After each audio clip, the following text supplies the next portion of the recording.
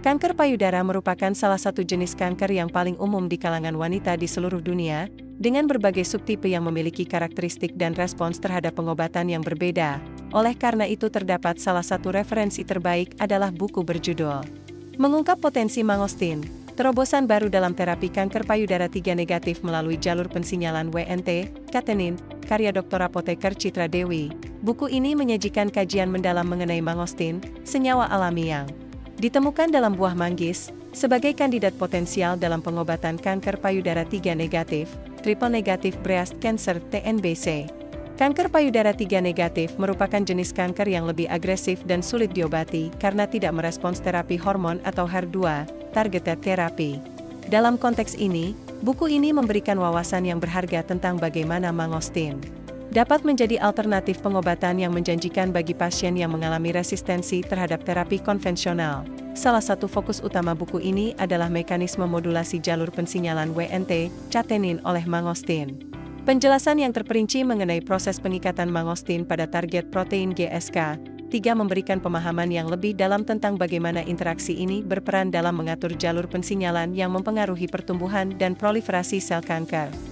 Dengan pendekatan yang sistematis, buku ini menguraikan langkah-langkah yang terlibat dalam proses ini, sehingga pembaca dapat memahami kompleksitas mekanisme biologis yang terlibat.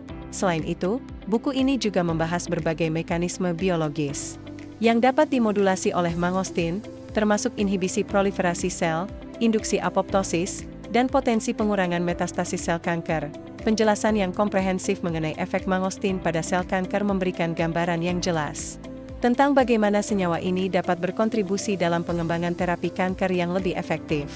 Hal ini sangat penting, mengingat tantangan yang dihadapi dalam pengobatan kanker payudara 3 negatif yang seringkali tidak memberikan respons yang baik terhadap terapi yang ada. Buku ini juga mengulas secara menyeluruh evaluasi potensi terapeutik mangostin, mulai dari penambatan molekular hingga uji in vitro pada berbagai model kanker payudara. Dengan menyajikan data dan hasil penelitian yang relevan, buku ini memberikan bukti yang kuat mengenai efektivitas mangostin sebagai agen terapeutik.